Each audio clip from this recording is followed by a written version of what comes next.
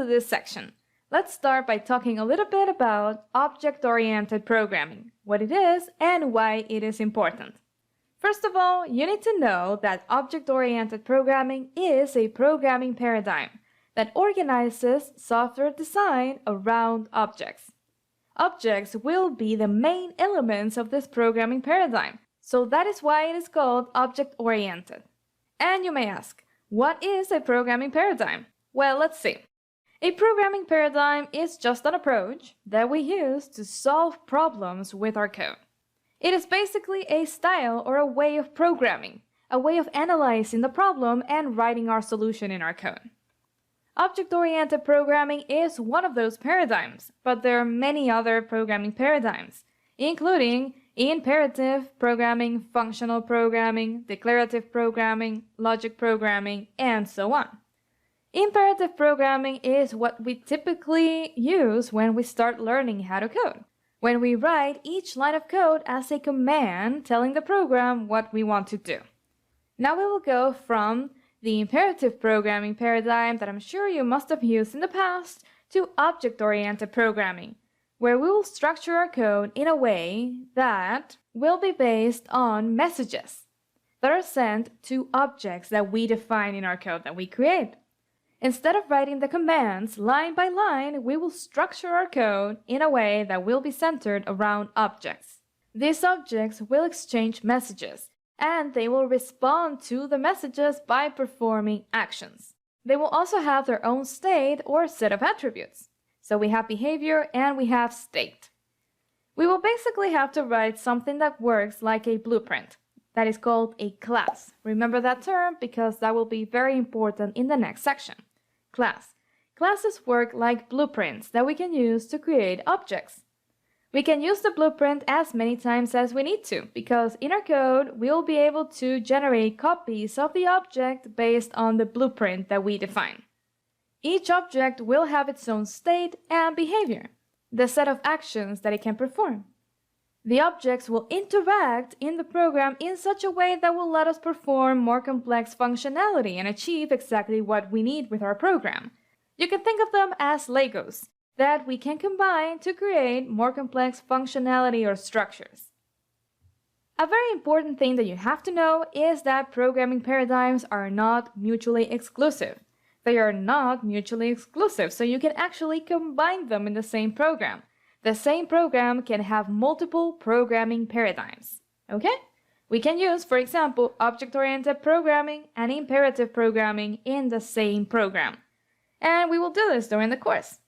You will learn object-oriented programming, but we will also combine the objects that we create with programs like the ones that we traditionally write, with lines of code that indicate commands or actions that the program has to take.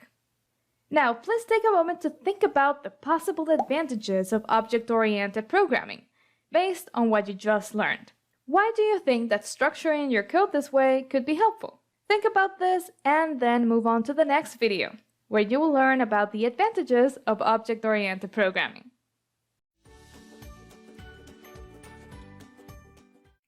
Great! So now let's start diving into the advantages of object-oriented programming, why it is helpful, and why we should use it in our programs. The three main advantages of object-oriented programming are modularity, extensibility, and reusability. Let's start by talking about modularity. In object-oriented programming, we define certain elements called classes that serve as blueprints. These blueprints work like modules because they are sort of isolated, or as isolated as possible from the outside world. This means that they are mostly independent from each other and from other parts of the program. So that is a great advantage because any changes can be made easily to only that specific part of the code, without affecting the overall program. We can define as many blueprints as needed for the program, and we can use them to create their corresponding objects. These blueprints will interact with each other, the objects will interact with each other in the program, but they will still be mostly independent from each other. They will be like Legos. They are separate and independent pieces, but we can combine them to create more elaborate structures and functionality. There is also separation of duties or separation of concerns, because each blueprint represents an object that has a particular purpose in the program. The second advantage of object-oriented programming is reusability. Objects can be reused within the program and in future projects.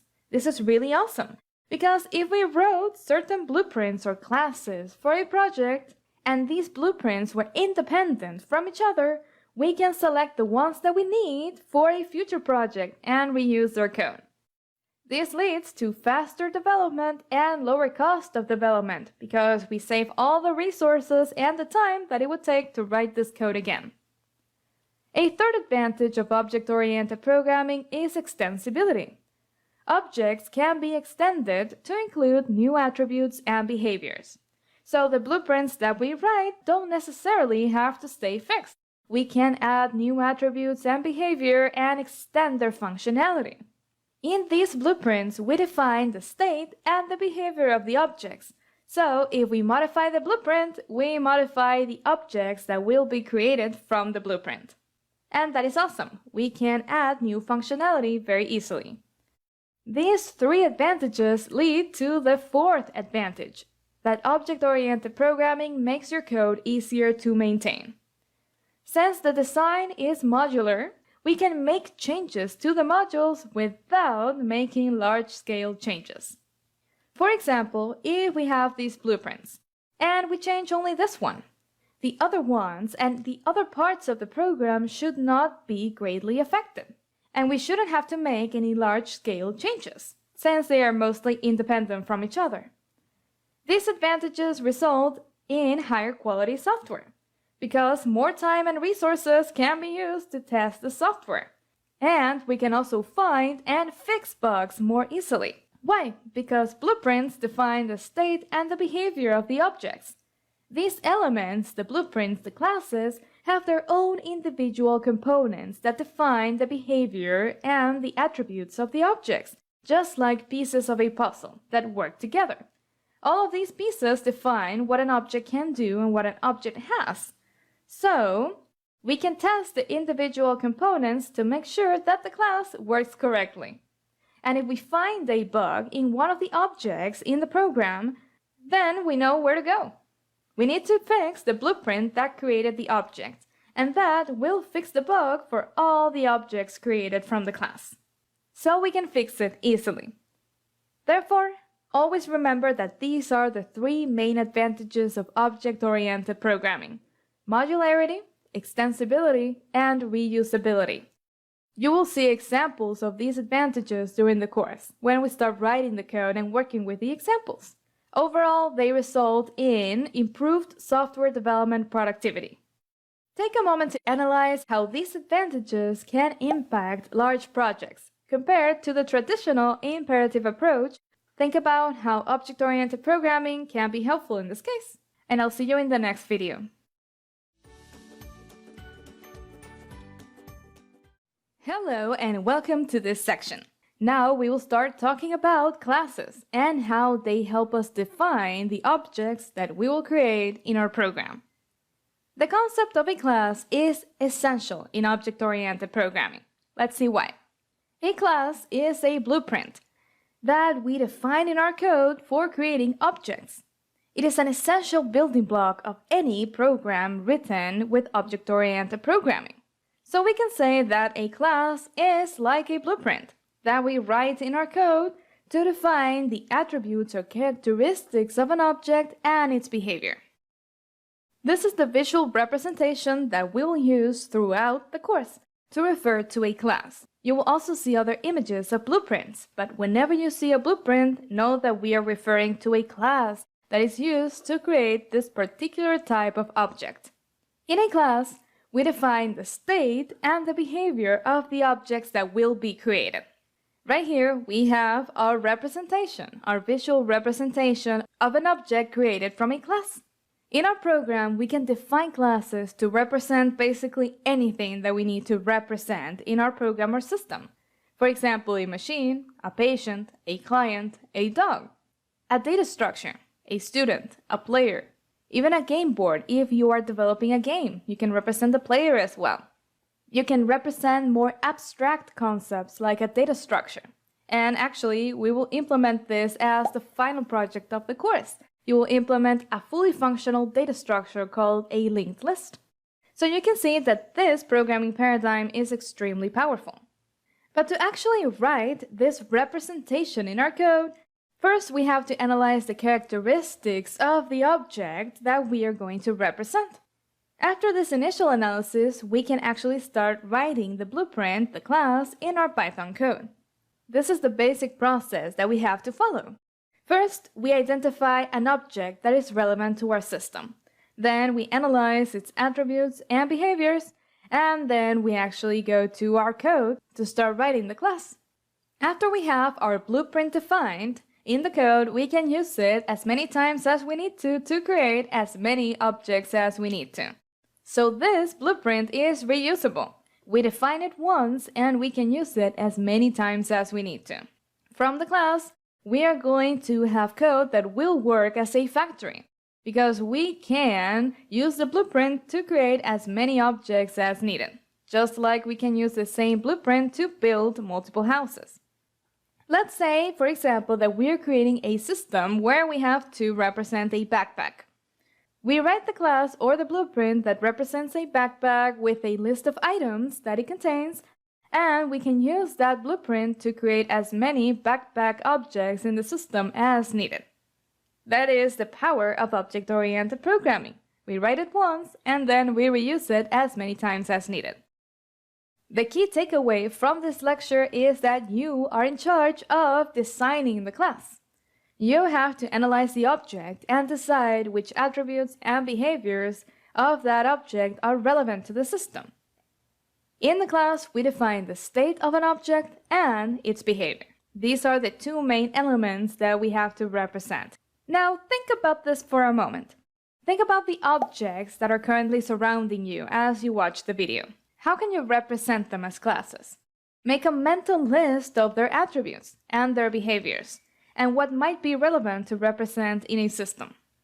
Think about this for a moment, and then go to the next video, so you can learn more about how to identify classes and how to start writing them in Python.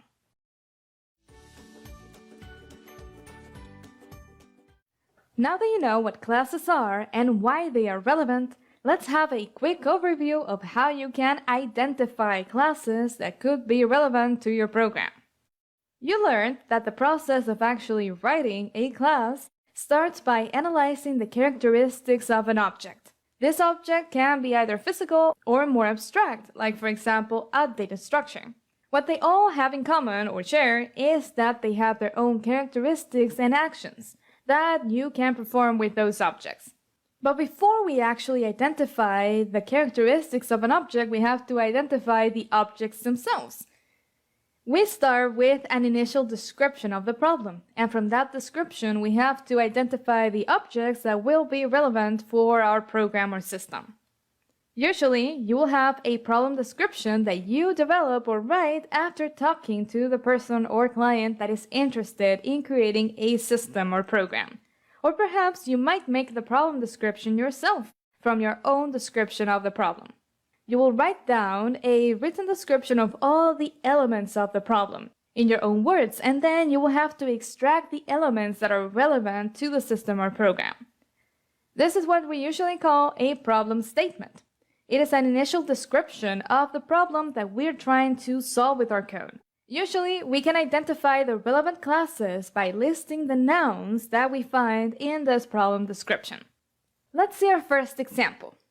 Think about the potential classes that you might need to define for a fast food shop system.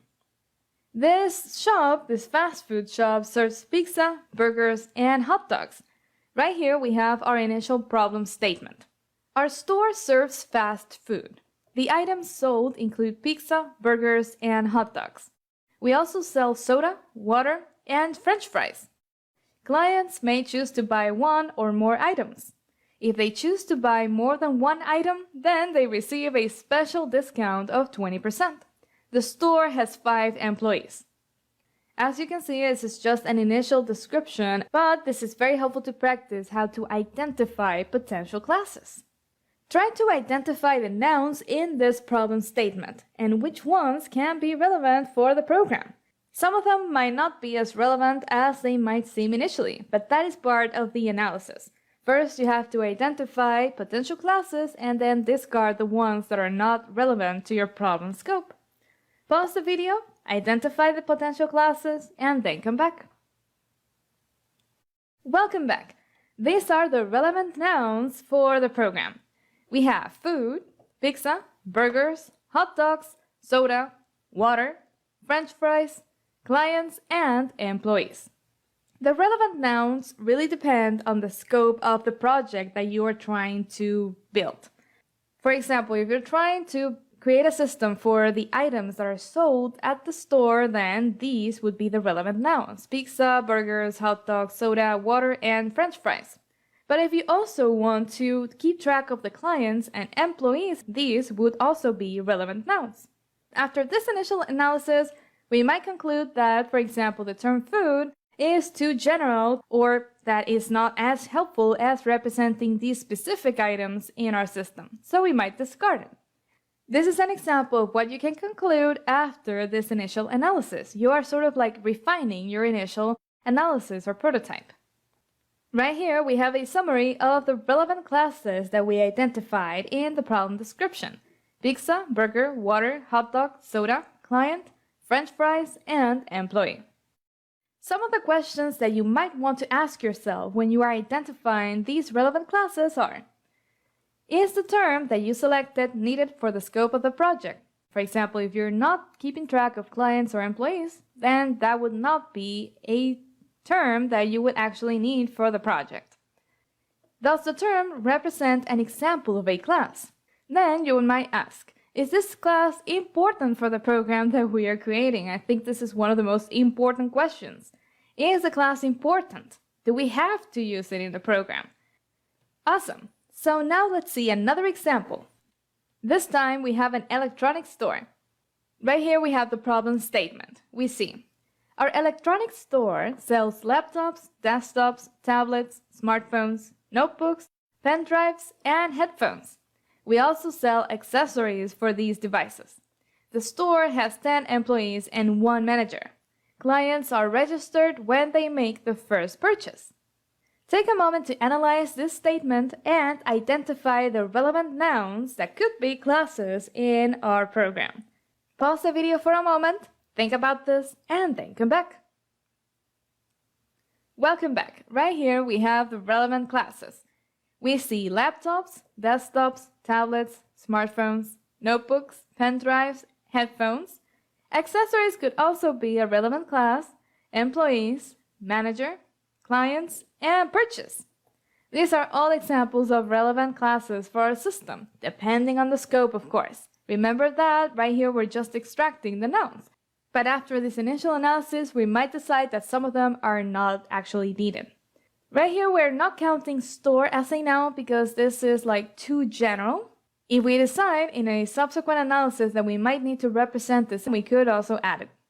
Right here, we see the relevant classes: laptop, desktop, tablet, notebook, headphone, client, smartphone, and employee. Awesome. Great work so far. Right here, let's go to our third example, so you can practice identifying these nouns a little bit more. Try to think about the potential classes that you will need for a simple game. A simple video game where you have a player and you have enemies. This is our problem statement. We see our maze game will have 5 levels. The player will move to each level once it reaches the goal. There are 2 types of enemies: ants and toads. If the player collides with either one of them, the level starts again, until the player has no more lives left. Take a moment to read this problem statement again and identify the relevant classes. Think about this, pause the video, and then come back. Welcome back. In this case, the relevant nouns could be maze, game, levels, player, goal, enemies, ants, and toads. We could also include lives as well if we need to add a life counter. But after this, you might determine that this is actually an attribute of the player. The player has a particular number of lives. So, this would actually not be a very helpful class in our system. Just by defining player, we could add a lives counter. Okay? Here we have a summary of the classes that we identified: maze, game, level, player, enemy, and, toad, life, and goal. After our initial analysis, we might determine that we don't need all of these classes. We only need these ones right here: game, player, enemy, and goal. This is just an example of how you might refine your initial analysis of the potential classes after you actually analyze how you're going to implement the game. So these are examples of the kind of process that you will have to perform to identify the classes that you will need for your program. It all starts with an initial analysis of the problem statement. Awesome, now you know how to identify classes and why they are important. So we will start diving into the actual Python syntax in the coming video. Great work so far. Now you will start learning how you can actually start writing a class in Python. A class has two main parts, a header and a body. Just like functions, we have the first line of the function and the content of the function. In classes, we have a header and a body as well. Right now, you will learn how to write the header of the class, which is the very first line in the class definition. And what is a class definition? Well, a class definition is the actual implementation of a class in a programming language. In this case, we are implementing it in Python. Particularly, the class header is the first line of a class definition. This line specifies the name of the class. We explicitly write the name of the class, and we also specify if the class inherits from another class. You will learn more about this in a future section of the course about inheritance, because this is a little bit more advanced and you need to learn the basic concepts first. But for now, let's focus on this part right here, the name of the class, and how we can write this initial line, the class header. This is the most basic syntax of the class header. First, we find the class keyword. You will see it highlighted in a different color if you are using a code editor with syntax highlighting. Right here, you can see it in blue. And then we find right here the name of the class. I am using right here like angle brackets to specify that this is the description of the element. Right here, we will just have the name of the class without the angle brackets. We write the name of the class just like we write, for example, the name of a function. We assign a particular name for the class so we can use it in our program. And after the name of the class, we find a colon, which is very important because if you don't include the colon at the end of the header, you will get a syntax error when the program runs. Great, so let's see an example where we are going to write the first line of a class. We will be working with this class throughout the course. If we go to PyCharm, to our Python OP project, and to our main file, we can start actually defining our class. In this case, we are going to define the header of a backpack class. This is a class that we will be working with throughout the course as you learn the different elements of the class. So let's start writing it. We can zoom in and we start by writing the class keyword right here. After this, we need to write the name of the class, which is backpack right here. Notice that I'm writing this with an uppercase letter. This is a convention in Python. Class names should start with an uppercase letter, and each one of the words in the name, if it has more than one word, should be capitalized. It should start with an uppercase letter as well. This naming convention is called Pascal case or upper camel case. You will learn more about this naming convention in the coming article after this video. But for now, we just define the name of the class with an uppercase letter, and at the end of the header, we have to add a colon. You can see that the error that was right here, if we remove the colon, disappears. If we don't include the colon, we will get a syntax error. And after that, what can we do? Well, we see an error right here because the class body, the body of the class, cannot be empty. So how can we fill that? Well, we have a particular statement in Python called pass. This is a statement that we can use to fill the body of an empty element. We have to write something in the body of the class. But since right now we are only writing this line, we can add this as a placeholder. We say this is empty right now, but at some point it will be filled with some code. If we save the file and we run our code, we see nothing as the output, which is exactly what we expected.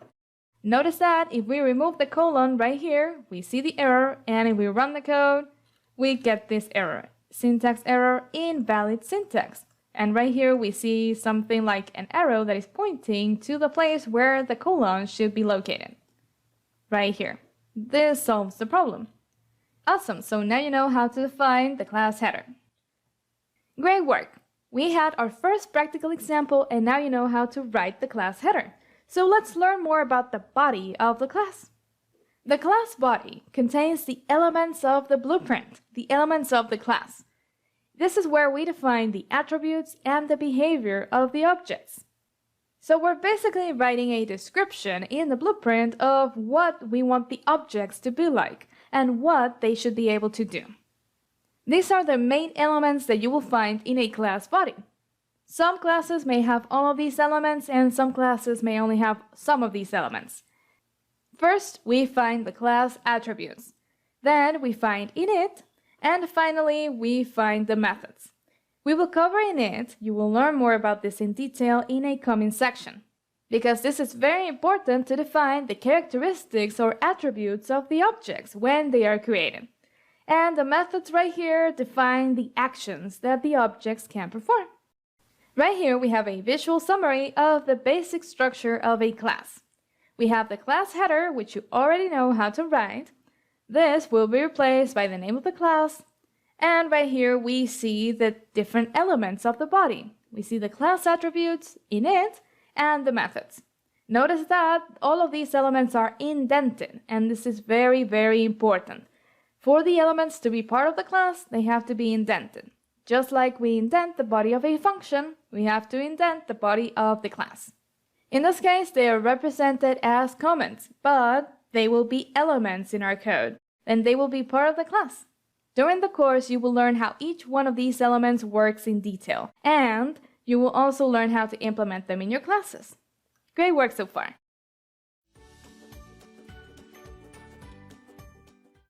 Right here we have another example to help you practice how to identify the classes that you might need to implement in a program. This time, let's say that you're meeting with a client that is asking you to create a program for an animal shelter. This is part of the problem statement right here. Our shelter takes care of dogs, cats, parrots, lizards, and snakes. 6 employees work for the shelter and volunteers help the staff. The shelter regularly receives donations, and the donors are registered in the system. Think about this for a moment. Try to identify the relevant nouns for the system, and then come back. Pause the video. Right here, you can see the relevant nouns for this system. Dogs, cats, parrots, lizards, and snakes are the animals in the shelter, and then we have these nouns: employees, shelter, volunteers, donations, and donors. Remember that if a noun is relevant or not for a particular problem depends on the scope of the project that you're working on and the type of program or system that you're trying to build. But right now, we are just identifying all the nouns that could be relevant for the system. We have basically 2 categories of nouns. We have animals and we have people. Animals include dogs, cats, parrots, lizards, and snakes. And people include employees, volunteers, and donors. We also have donations, which could be represented in the system. Right here, we can see a visual summary of these classes. Right here. When you translate these terms from the terms that you find in the problem description to the actual names of the classes, you need to remember that classes are usually written in singular form. So if you find them like this in the problem description in plural, when you write the actual name of the class, you have to write it in singular, because you are representing a dog, a cat, a parrot, a snake, or a lizard. You're not representing the plural form of these elements. After you identified the classes that you need to create, then you would actually start implementing the classes and creating the blueprints to create the objects. You will learn how to write the body of the classes during the course. For now, we're just identifying the classes and determining if they are important. The same guidelines apply to people. We have 3 potential classes right here: employees, volunteers, and donors. And when we translate that into potential class names, we see them in singular form: employee, volunteer, and donor. And then we would have to start writing the code and the blueprints that we will use to create the objects in the program. This is a simplified version of the initial analysis that you will have to make in object-oriented programming, identifying the relevant objects for the program or system from the problem description, their characteristics, and then start writing the code. Now think about how you would write the class headers for all of these classes that we discussed for the pet shelter system.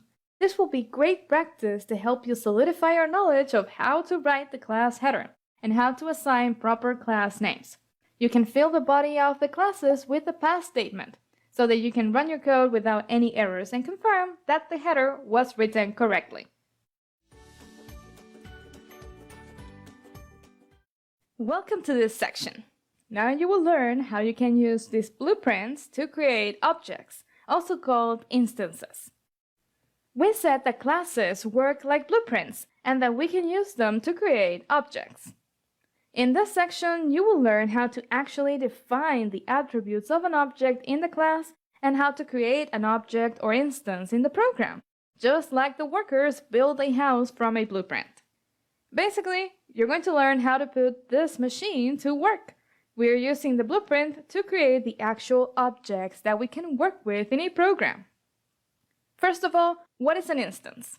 An instance is just an object created from the class. You may find that these 2 terms are often used interchangeably, object and instance. Instance usually tends to be more theoretical, and it refers to a particular example of a class or of a theoretical definition. An object is usually used to refer to something more concrete, the actual object that is stored in memory. Let's see the relationship between classes and instances. A class is like a more abstract representation of an object. Like a blueprint, it describes what any object of a particular type should be like and behave like. For example, when we create a class to represent a backpack, this blueprint represents in general the attributes and actions of any backpack. However, instances are more concrete. They are the concrete individual objects that we will create from the class or from the blueprint. We take something that is more abstract and represents the objects in a general way, and we use our code to create concrete instances of the class with their own attributes and behaviors that we can use in our code. In this case, if we have a backpack blueprint, we would create backpack instances or objects in our code. Instances have attributes, and these attributes are called instance attributes. They are the attributes of an object. They are variables that belong to a particular object. So, a backpack may have, for example, a size, a color, a weight, a material, number of pockets, number of zippers, or even a list of items that it contains. These can all be instance attributes, and they describe the characteristics of the backpack and what it contains. Similarly, a player, for example in a video game, may have an associated sprite, a score, a number of lives, speed, and X and Y coordinates to determine its location on the screen. These are all examples of possible instance attributes that we may assign to the player object in our program. We would define these attributes in the player class in that blueprint that we will use to create player objects. A very important thing that you must know is that instance attributes are independent. They belong to the object. Classes are used to define the attributes, like a blueprint, but the attributes can have unique values for each instance. This is very important. They can have unique values for each instance. So, if we have multiple instances of, for example, the backpack class, we may find that a particular instance is small. It is red, It weighs 3 kilograms, it is made of leather, and it has 5 pockets. While another instance may be medium, green. It weighs 5 kilograms, it is made of fabric, and it has 2 pockets. While the instances do not share the same characteristics necessarily, they do share the same attributes that were defined in the blueprint. They all have a size, they all have a color, they all have a weight, a material, and number of pockets. They have all of these characteristics or attributes, but the values of those attributes can be different. Here we have another example with the player class. All the instances of the player class have the same set of attributes that we define in that blueprint in the class. For example, they may have a sprite, a score, number of lives, speed, and x and y coordinates. But their values will not necessarily be the same. They are independent from other instances. So, for example, if we change the score of this particular instance or object in our code, the other instances will not be affected. And that is what makes instance attributes so powerful. We define what attributes all objects will have, but their values can be different and they are completely independent from each other. Great! Now you know why instances are so important.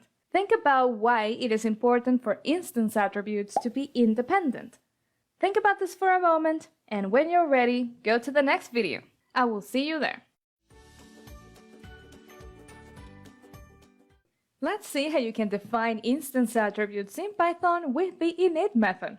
Now we will start diving into the actual elements of the body of the class, so you can start writing the code to define the blueprint and create objects. For this example, we will represent a house in our code. So let's start by writing the class header like you learned in the previous section. Let's write the class header. First of all, we write the class keyword and then we write the name of the class. In this case, it's going to be the house class. And since we cannot have an empty class body, we just write the pass statement to use it as a placeholder and indicate that we will write something right here at some point. Okay, if we run the code, then we don't see any output, which is exactly what we needed. We don't get an error because the header was defined correctly. Now we have to write the init method. We have to define this method in our class. And what is this method? Well, this is a special method that is used to define the initial state of an object. It is called automatically when an instance is created. When you create an object in your code, this method is called automatically.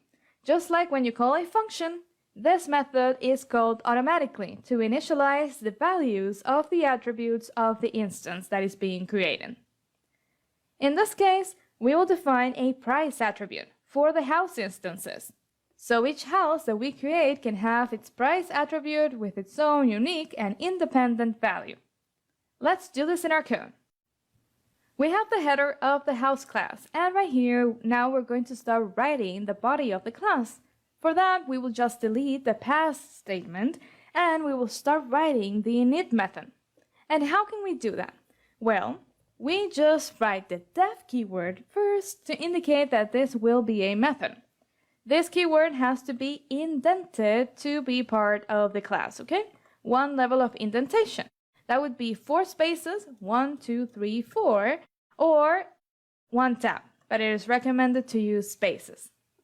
Okay, after the def keyword, what we have to do is to write this right here. PyCharm already suggests what method we can define right here, init. You can see that it has 2 leading and 2 trailing underscores, and in the middle we see the word init, and by default we have a self parameter.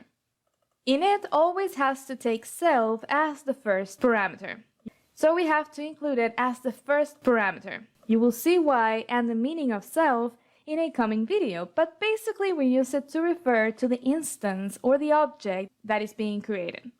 Since we want to customize the price of the house, we will also need to take the price as an argument. We have to specify the price of the object or the instance that we are creating, so we add it right here as a parameter. After that, we have to start writing the body of this method right here. A method is just like a function. This is like a function that is called immediately and automatically when we create a house object. So what's going to happen? Well, we are going to create or assign a price instance attribute to the instance. This is what we are doing right here. Let me complete this line so we can analyze it. We say, take the price as an argument and use that value that we passed as argument, assign it to the price attribute of the instance. This is basically what we are doing right here with this line. Self refers to the instance, so we are saying, take the instance that is currently being created, add a price attribute to that instance, and then assign the value of price right here. This is a parameter and this is an attribute. They are different, okay? Now let's continue working on our backpack class. I told you that we will be working with this class during the course, so let's see how we can define an items instance attribute for this class. Every backpack has a particular list of items that it contains, so that should be an instance attribute for a class. Try to implement this in your code, define an items instance attribute. Pause the video, and then come back so we can start writing the code. Okay, so now we're going to create or define a backpack class in our code. First of all, we write the class header. We say class, backpack, and a colon. After that, we click enter and we will immediately have indented code in PyCharm. We start by defining the init method because we need to define an items instance attribute in that method. So all the instances that we create of the backpack class can have an items attribute. So what are we going to do right here? We have self. Self always has to be the first parameter in init, okay, in this list within parentheses. But in this case, we don't want to take any arguments when we create the backpack class. We don't need to customize any of the values for the instance, so we will just have self in this list. And what are we going to do? Well, we are going to assign or create an items instance attribute for the instance that is being created. Okay? And the initial value of that attribute will just be an empty list. This is representing the fact that when we just create a backpack in the real world, it is empty. And it is only filled with items when we choose to put items in the backpack. Initially, all backpacks are empty. So we are creating an items attribute for the instance that is being created, and initially that attribute will be the same for all instances, an empty list. Great work so far. Now you know how to define the init method in a class. You know how to write the class header and how to define this method. Remember that self should always be the first parameter in the init method, and that you can add as many parameters as you need in this list if you want to customize any of the values of these attributes when you create an instance. You use self, the name of the attribute, and then the value that you want to assign.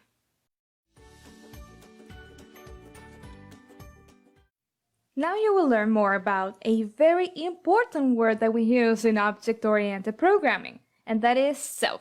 Self right here. I know that you must be curious to know why we added this word when we defined the house class and the backpack class in our previous examples. What is the purpose of this word in the method or in the class? Well, classes define the state and the behavior of the objects in sort of like a generic way, in a way that applies to all the objects of the class. They are general. The code that we write in a class is not specific. The code in the class has to work for any instance of the class. So, what is the purpose of self? Well, self is just a generic way of referring to the current instance of the class. The instance that is being created in the case of init, or the instance that is sort of like calling or executing an action in the case of methods. Let's see what we can learn about self in the documentation. If we go right here to PEP8, the style guide for Python code, we can go to the section where it says naming conventions and then click on function and method arguments. If we click right here, we will be taken directly to the part where it mentions self. And we see that we should always use self for the first argument to instance methods, okay? Init is an instance method, and we should use self as the first argument. So as you can see, classes are like general blueprints that apply to any object of the class that we create. But when we use self, we actually refer to concrete objects or instances of the class. It is a way to refer in general to the object that is calling a method or being created. Like in this example. In this example, we use self to refer to the instance that is being created. Remember that init is called automatically when we create an instance. When the instance is created, self is automatically assigned a particular value, the instance that is being created.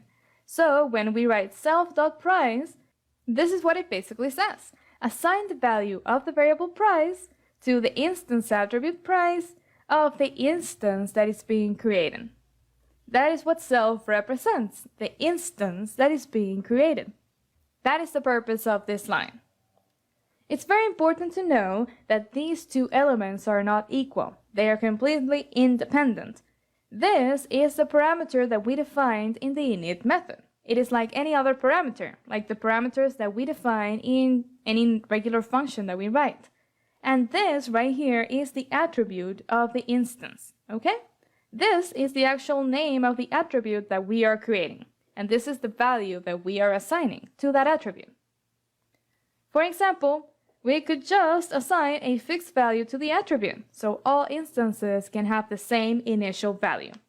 This is just to show you that these two elements are completely independent. Great! Before we start diving into our example, think about the purpose of self in the backpack class. Try to add new attributes to the init method, so you can experiment working with self in the class. Pause the video for a moment, try this, and then come back, so we can start writing the code. To help you practice using the concept of self, let's add a few more instance attributes to our backpack class in the init method. Let's say that now we want our backpacks to have a color and a size. Okay? Items will still be an empty list initially, so we don't have to add this to the list of parameters. We don't want to customize this when we create an instance. All the backpacks will have the same initial value for that attribute. So if we want to create a new color attribute for the instance that is being created, we just write self.color and we assign the value of this parameter that we have right here. It is gray because it has not been used. You can see it right here. Parameter color value is not used. So if we write it right here, it will turn black because right now we are using that value, that parameter. Now we have our color instance attribute. So let's also define the size attribute for the backpack. We use the same syntax, self, dot, and the name of the attribute, which is size in this case. And now we have our backpack class with 3 instance attributes for each backpack instance that we will create. Each backpack object will have an empty list of items. Initially, we'll have a color and a size. When we create the backpack, we will have to specify the color and the size because we are adding them right here as parameters for the init method. So now you know how to define instance attributes and how to work with init. Great work so far.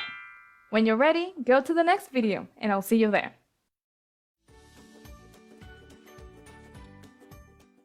Now let's see how you can define instance attributes in a circle class, a rectangle class, and a movie class. We will define the init method for each one of those classes. Take a moment to think about how you would define the instance attribute in the circle class. Let's say that we want to define a circle class with a radius instance attribute.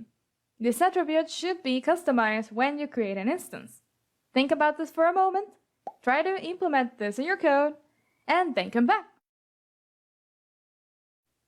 Welcome back. To write the circle class, we just have to start by writing the class header. We write the keyword class followed by the name of the class, which is circle. After that, we have to define the init method. We write double leading and double trailing underscores surrounding the word init, and we add self as the first parameter. After that, we just add a second parameter called radius, because we want to customize the radius of the circle. To create the radius instance attribute, we just have to write this instance attribute like this and assign it the value of the parameter. Right here we are saying, take the instance that is currently being created, add a radius instance attribute, and assign the value that we pass to this parameter. That will be executed automatically when we create a circle instance. And we can add as many attributes as we need. In this method, for example, we could add a color attribute and like this assign the value of color. Or we could also omit this parameter and assign an initial color for all circle instances. Let's say that we want all the circles that we create to be blue initially. So we can just assign this string as a value for the color attribute, and all instances will have this same value when they are created. Of course, we can modify this later, but initially they will have the same value. Great, so now let's go to our rectangle example. For a rectangle class, we have to first, of course, write the class header. We write class followed by the name of the class, rectangle. And we define the init method right here. For the rectangle, we will have to specify 2 arguments because we need to know the length of the rectangle and the width. Okay? After that, we can just define the instance attributes. Self.length, the length attribute, and we assign the length, the value of the length that was passed as argument. And then self.width, and we assign the width that was passed as argument. Right here. So now, when we create a rectangle instance in our program, each one of them will have a length and a width that we will specify as arguments. You will learn how to create instances in this section. But for now, we're just defining this in the blueprint. Awesome! Let's go to our third and final example, a movie class. For a movie class, right here, we will have to start with the class header, class and then movie. We start by defining the init method. Always remember that you have to write double leading and double trailing underscores for this particular method. Let's say that we want to add multiple parameters to this method because we want to be able to specify the title of the movie, the year when it was made, the language, the original language, and the rating of that movie. What are we going to do with these values? Well, we are going to create their corresponding instance attributes. Each movie instance will have a title attribute. It will also have a year attribute, and it will also have a language attribute and a rating. So we're defining in our blueprint what all movie instances will have. Each instance represented by self will have a title, a year, a language, and a rating instance attribute. And these values will be customized when we create the instance because we are assigning them right here to the list of parameters. Awesome! We've worked through 3 examples of classes and how you can define the init method. So now you know how to define instance attributes in this method, which is called automatically when you create an instance. Now let's see how you can create instances in Python. If you have a blueprint or a class that you've already defined in your code, then you will want to use that code to create objects that you can work with in your program. In that case, you will just have to use this particular syntax. So the creation will start behind the scenes, and Python will handle this process automatically by calling the init method and creating all the necessary elements of the object behind the scenes. It is important to know that self is sort of like skipped in the arguments list when we create an instance. You just have to assume that self already has a value, because it does have a value and it is assigned behind the scenes when you try to create an instance.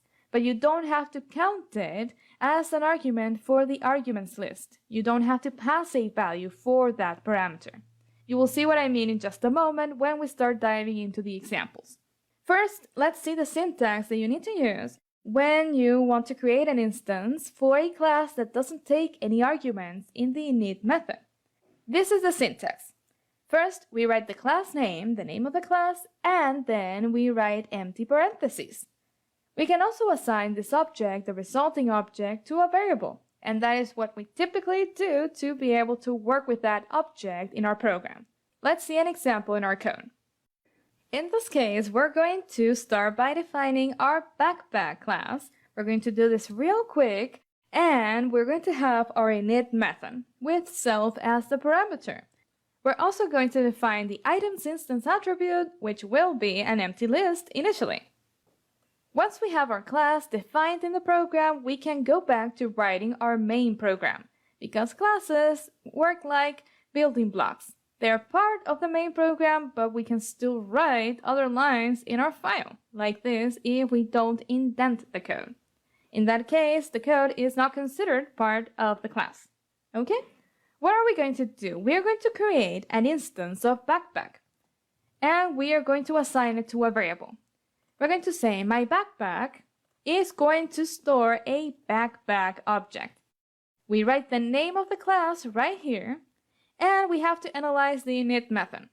The init method only has self as the parameter, but remember that self has to be skipped when we pass the arguments. So actually we don't have to pass any arguments, like this. And we write an empty pair of parentheses. It is recommended to add 2 lines between a class definition and the rest of your code. So we will do that to follow the Python style guide. We are creating a backpack instance and we are assigning it to this variable. So let's see what we get if we try to print the backpack instance. Okay, let's save the file and run the code. If we zoom in right here, we can see that this is the output when we try to print the backpack instance. Let's see what it says. It says main.backpackObject. Right here, we can see the type or the data type of the object. It is a backpack object, which is correct. And right here, we have its memory location, where the object is located in our computer's memory. And we've confirmed that right here, we have an instance of the backpack class. Awesome. Great work. Now you know how to create instances when you don't need to pass any arguments. Now, if we need to create an instance from a class that does take 1 argument, in addition to self of course, in the init method, then we just need to pass that argument or that value within parentheses.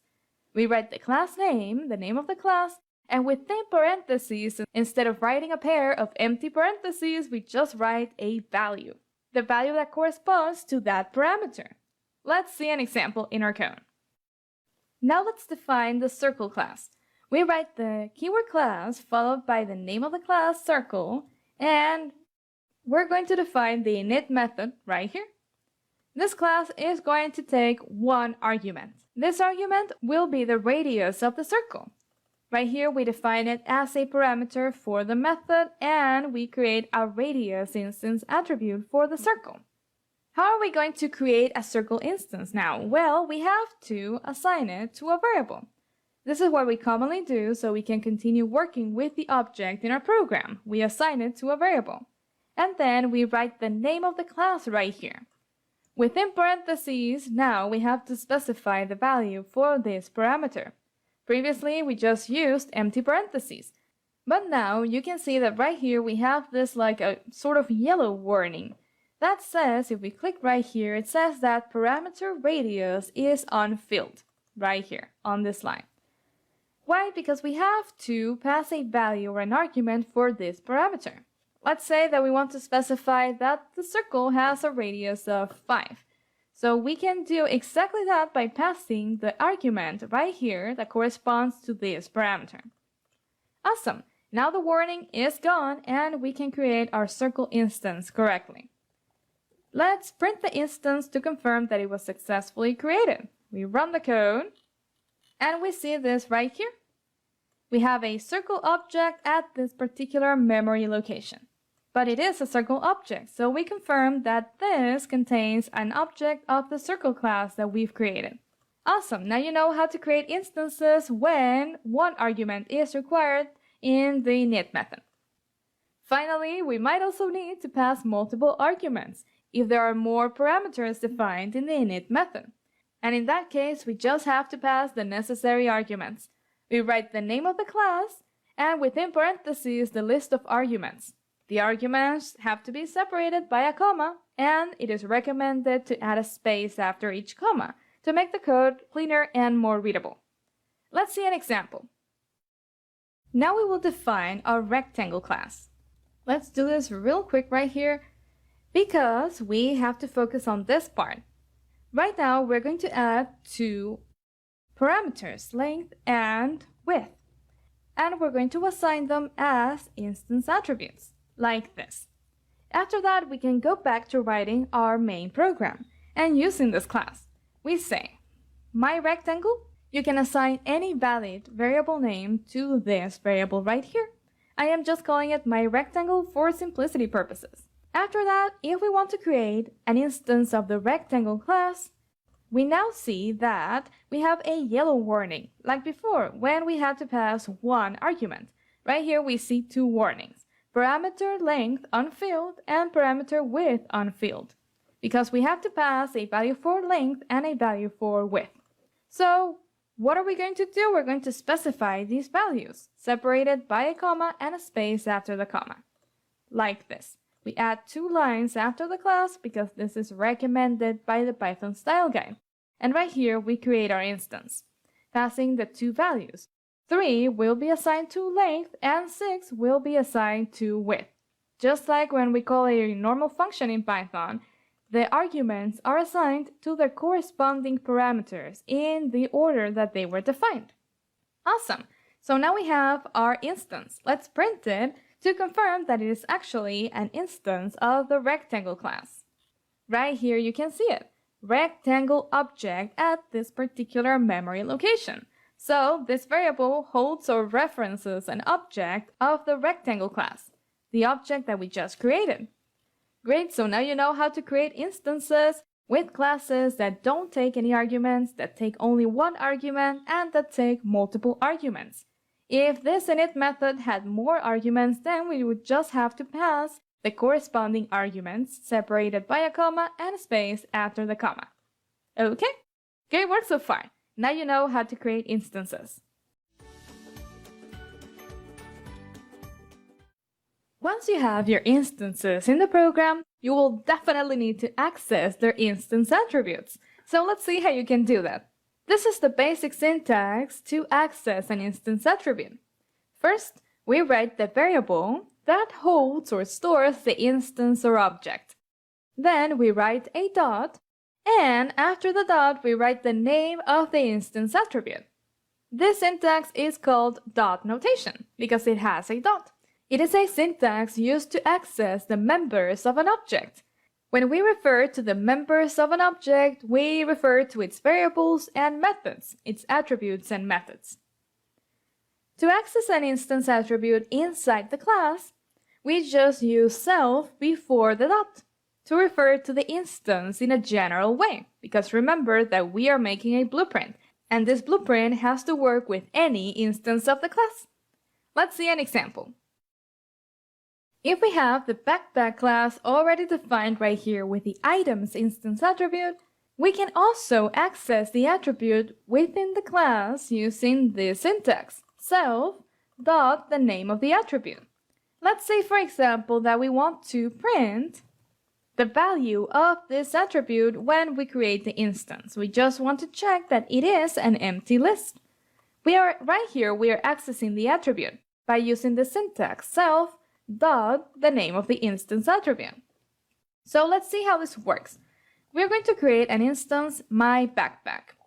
We use empty parentheses, remember, because we don't have any parameters right here. When this instance is created, this method will be called and this print statement will run. Let's run the code to see what we get. Right here you can see this as the output. We see the empty list that was assigned to this attribute. Right here, we are printing the attribute because we are accessing it, and then we are passing it as the argument to print. So this is how you can access an attribute within the class. This will be very helpful when we start working with methods, which are the actions of the objects, because we can work with their attributes within the class. But outside of the class, we do need to specify the variable that holds the object before the dot. because we have to specify the instance to access its corresponding instance attribute. Let's see an example. Now let's see how you can access an instance attribute from outside of the class through the instance that we created in our main program. We need to use the same syntax, but now instead of self, we are going to use the name of the variable that holds the object, which in this case is my backpack. Let's see this. If we print myBackpack.items, we will be accessing the items instance attribute of the object myBackpack right here. Notice that right here we are working outside of the class. This is the class definition, and this is part of our main program. Let's save the file and run the code. And right here you can see the empty list that we assigned as the initial value for this attribute. To illustrate this better, let's add some values to this list so you can see that we are actually printing this value. Let's say that initially our backpack will have a water bottle and some pencils. Let's say that it is a school backpack. Now if we run the code again, we see this list right here, the initial value of the items list for the instance myBackpack. So this is the syntax that you have to use. First, the name of the variable that holds the instance, then a dot, and then the name of the attribute.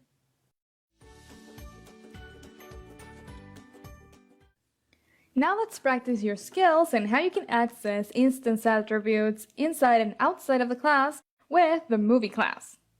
First, let's start by defining the movie class.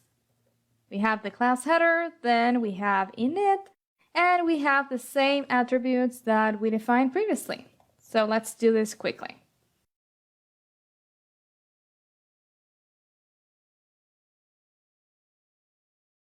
Okay, so we have our class definition right here. Each movie is going to have a title, a year, a language, and a rating. Let's create an instance and let's say, for example, favorite movie. This is the name of the variable that will hold or store our instance. To create the movie instance, we use the name of the class, and within parentheses, we pass a value for each one of these parameters. We say pride, and from the year 2005, it was recorded originally in English, and 4.8, let's say that it is the average rating on our movie platform that we are creating. So right now, we have our movie instance right here. Let's see how we can access its instance attributes. To see those values, we are going to print them. But you can also work with these values in your program as you need to. Let's take the instance favorite movie and let's print the title, for example. Then we are going to take the instance favorite movie and print the year. Then favorite movie and the language, and then favorite movie and the rating. This is how we can access these attributes using the name of the instance followed by a dot and then its corresponding instance attribute. If we save the file and run the code, we can see these values right here. This line prints the title, Pride and Prejudice. This line prints the year, 2005. This line prints the language, English, and this line prints the rating. Awesome, and just to show you that two instances can have different values for these attributes, let's create another instance. Let's say my favorite movie and your favorite movie. Let's say that your favorite movie is Titanic and the year is 1997. Language is English, and rating, let's say that it is 4.6 on our platform. Right now, since we changed the name of this instance, we will have to update it right here. Okay? And we print. Let's print a message. My favorite movie. And then we are going to print the data for your favorite movie. We can just copy and paste this very carefully. It's just 4 lines and we just need to update this name to be the instance that we created for your favorite movie. Let's save the file and run the code and see the output. We see this right here. My favorite movie, Pride and Prejudice, 2005, English, and 4.8. We are printing all the instance attributes. And then we go to your favorite movie right here. Titanic, 1997, English, and 4.6. You can see how each one of the instances has its own values for these attributes. The syntax is the same, and the attributes are the same, but their values are different, and they are completely independent from each other. Awesome! So now you know how instances work and how you can access their attributes. Great work so far! We can also assign default arguments for the parameters that we define in the init method when we create the instances. And this can be very helpful. First of all, default arguments are just default values that are assigned to the parameters of a method when their corresponding arguments are omitted. So we're basically saying, if I don't give you a value for that parameter, then use the default value that I assigned. This is the basic syntax that you need to use to assign a default value or argument to a particular parameter. You write this in the list of parameters. We write the name of the parameter followed by an equal sign and then the value or the default argument. Let's have a quick tour of the documentation to see what it recommends. If we go to PEP8, the style guide for Python code, and then we go to the subsection white spaces in expressions and statements, we can click on other recommendations and we will see a recommendation that mentions default values for parameters. Right here. It says don't use spaces around the equal sign when used to indicate a keyword argument, or when used to indicate a default value for an unannotated function parameter. It says that this is correct and this is wrong. We always want to follow best practices when we write our code. Right here, we're going to define a circle class with an init method. And in that method, we are going to add a radius parameter. But this parameter is going to have something different. We are going to assign a default value or a default argument for the parameter. In this case, the default value will be 5. So if we omit the radius when we create the instance, 5 will be assigned by default. Let's also create an instance attribute, radius. Okay? So we're basically telling the program, if I don't pass a value for the radius, I want that value to be 5. Assign this value to this parameter, and then assign it as the instance attribute, as the initial value for this attribute. Okay, so let's create the instance, myCircle, with the name of the class, and let's see both versions. What happens if I don't pass a value for radius, and what happens if I do pass a value for radius? If we don't pass a value for the radius, you can see that there are no errors. Previously, if we didn't have a default value, we would have this yellow warning right here that said parameter radius unfilled. Okay, but now since we are assigning a default value, we don't get that warning anymore. We can still create the instance. So let's use a print statement to display the current value of the radius. The instance will still have a radius attribute. So let's check this value. If we zoom in right here, we can see that the value of the radius is indeed the value that we assigned by default, 5. This value was assigned to the parameter and that value was assigned to the instance attribute. Awesome! Now let's see what happens if instead of doing that, we pass a value for the radius. For example, 8, right here. Since we are specifying a value for this parameter, we will use this value. Let's confirm. We save the file and we run the code and we see that now the radius is 8 instead of 5. Because this is just a backup in case we don't specify this value. Great, so now you know how to define default values for the parameters of the init method.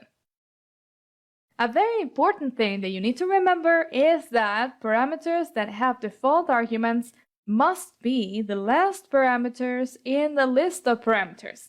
Otherwise, you will get an error. Let's see an example. Let's say that we have right here a circle class with the default argument that we defined. And let's pretend that we are going to add a parameter color after the radius. Okay? We immediately see an error right here that says non-default parameter follows default parameter. This is just telling us that we cannot add a parameter without a default value after a parameter that does have a default value. Let me show you why. First, let's complete the class definition and let's define an instance. Let's say that we are passing the value 7 for the radius and the color blue as a string for the color. This will throw an error, but we are just pretending like we don't know that this error will ever be thrown. Okay? We just continue writing our code, we save the file, and we run the code. And when we run the code, we see this error right here. Syntax error, non-default argument follows default argument. And what happens right here? We see this symbol that is sort of like an arrow pointing right here. It is telling us that we cannot define this parameter right here. And what is the logic behind this? Why does the parameter have to be the last parameter in the list?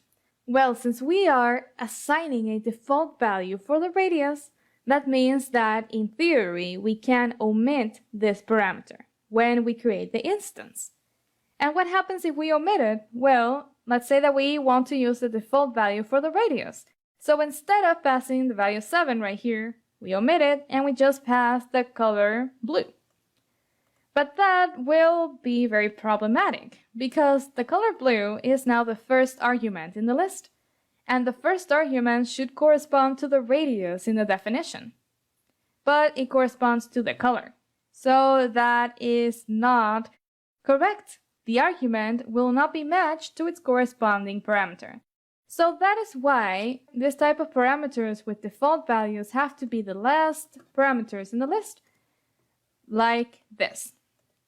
Because if we omit them, we just omit them. We are not changing the order of these arguments that do require a specific order when we pass the arguments. Right here, we can specify that the color is blue. And this is the first parameter in the definition. And if we want to omit the radius, we can omit it, and we are not affecting the order at all. But if we do want to specify it, we can do it as well, and we will not affect the list of arguments. Great, so now you know why they should be the last parameters in the list.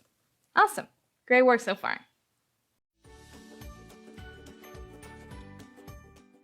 You can, and you definitely will, modify the value of instance attributes in your program.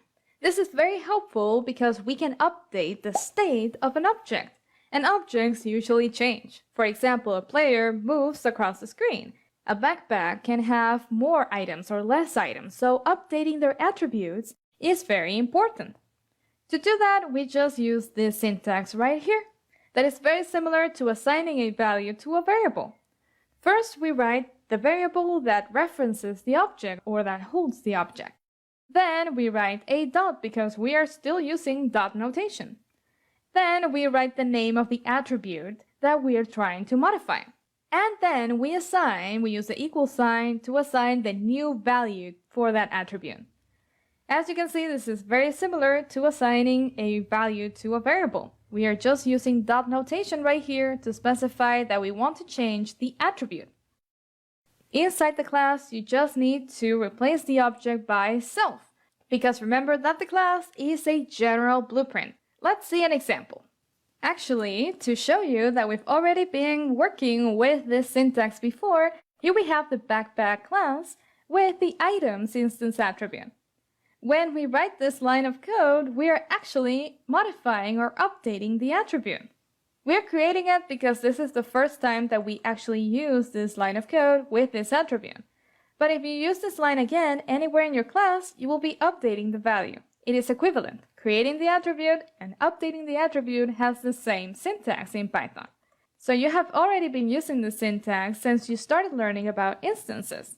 We have self followed by a dot, the name of the attribute that we want to update, create, or modify, then the equal sign and the value that we assign to that particular attribute of the instance.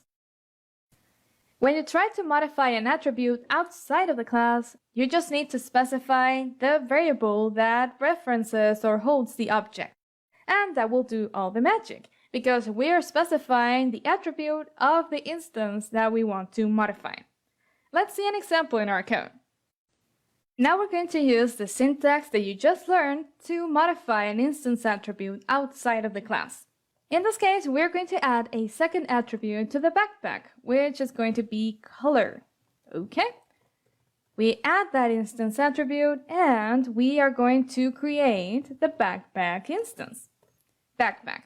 We have to specify a color for the backpack, so we are going to choose the color blue. We add 2 lines right here, and then we are going to confirm that the color is actually blue, the color that we assigned initially. Let's save the file and run the code. If we zoom in, we can see that indeed the value is blue. Okay, so we want to update the value of the color of the backpack, and we want to change it to the color green. What do? We write the name of the variable that references the object, my backpack, and we are going to specify the attribute that we want to modify, the color. We're going to change this to green. This is the value that we will assign to this attribute for this instance. After that line, after we update the color right here, the attribute will have a new value. So let's check this new value with another print statement that prints the color. If we save the file and we run the code, now we see this, blue and then green. Initially, the color was blue right here, and then it was updated to green right here after we run this line of code. Great, now you know how to update an instance attribute outside of the class. Let's create another instance of backpack so you can see that this change is independent for the instances, okay? If we change an attribute of one of the instances, the other instances will not be affected. Let's check this with another instance, let's say your backpack. We create another instance of backpack, and now this backpack will be initially red. Let's print the initial values of the 2 instances. First we have the color of my backpack, and then we have the color of your backpack. This should be blue and this should be red. Then we are going to print a message. Let's say changing color. We change the color of the backpack, but only the color of my backpack. We're not changing the color of the other instance. We have 2 instances right here. We will print their initial colors, and we will only modify the color of my backpack. Your backpack should be kept intact.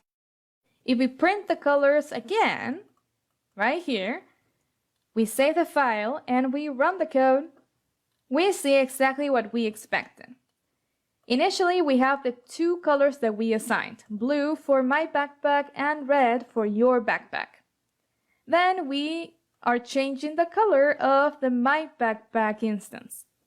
We change it to green. So now when we print it again, this color is now green. But the color of your backpack was not modified. It is still red. So you can see that changing the value of an instance attribute does not affect the values of other instances. They are completely independent from each other. And that is part of why object-oriented programming is so powerful. We are using this blueprint to create objects, but each object is independent from the other objects in the program. Now you know how to update instance attributes in your code. Please take a moment to think about how you can update the items attribute of a backpack instance. This is a list, remember, so you should assign another list. Try to do this, check that it is updated correctly, and then move on to the next lecture. I will see you there. Let's practice how you can modify instance attributes and update their values outside of the class. First of all, we are going to define a circle class, and we are going to define the init method in this class. We're going to take 2 parameters, radius and color, and we are going to assign them as instance attributes, radius and color, okay? If we create the instance myCircle, we have to use the name of the class and then pass a value for each one of these parameters. We have radius of 6 and color yellow. Great! Let's print the value of the instance attributes of the instance. Let's print the radius and let's print the color. After we print these two values, we can run the code and see that they are indeed the values that we passed to create the instance, which is 6 and yellow. We've confirmed that the values are what we expected. So now we have to update the values. Let's say that we need to update them to, for example, 15 and to the color, let's say, black. After we have these new values, we can print them again to check that they were updated successfully. If we save the file and we run the code, we see the old values, the previous values, which were 6 and yellow, right here, and then we see the updated values printed right here after we run these two lines of code, 15 and black. Great! So now you know how to update instance attributes. Remember to use this syntax. The name of the variable that references or stores or holds the instance, followed by a dot, and then the name of the attribute that you want to modify. After that, an equal sign and the new value that you want to assign to the attribute. Great work so far!